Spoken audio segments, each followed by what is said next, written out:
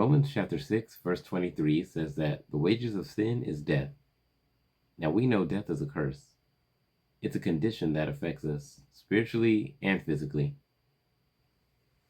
Because death takes life. Death is the absence of life. It's the opposite of flourishing. It's the enemy of abundance.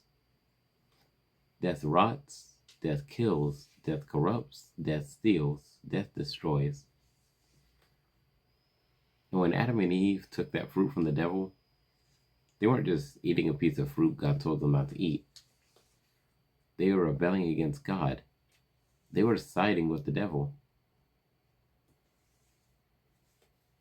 And when they disobeyed God, they accepted a curse upon themselves. They accepted that curse within themselves. They traded the nature of God for the nature of the devil, fallen, dying, and corrupted. And since death was their master now, death demanded life as payment.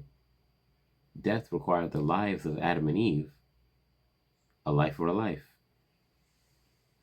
But God was merciful to Adam and Eve. He loved them, and he didn't want them to die. So, God provided a substitute for them so they wouldn't have to die. But what could God provide? Animal blood. Why animal blood? Because animals don't sin. Some animals are smarter than others, and they live out of their instincts, but animals don't go out of their way to offend or ignore God. And animals weren't directly cursed with sin and death. People were. And people do go out of their way to ignore and offend God.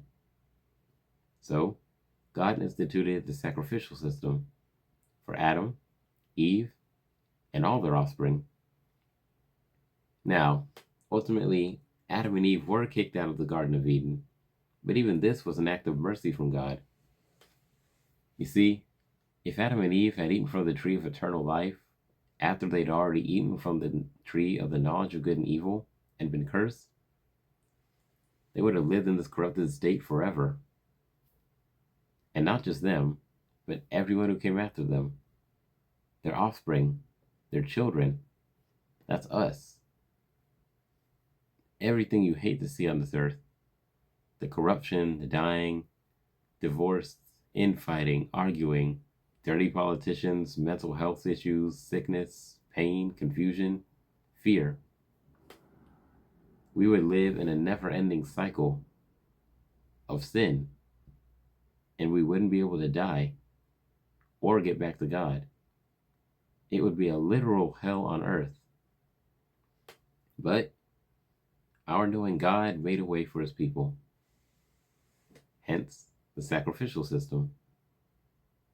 Now, Adam and Eve had children, and those children had children until the world was populated, and God allowed everyone to sacrifice a bull, a goat, a sheep, or a dove as a stand-in for their daily rebellion, their sin, whether they meant to sin or not.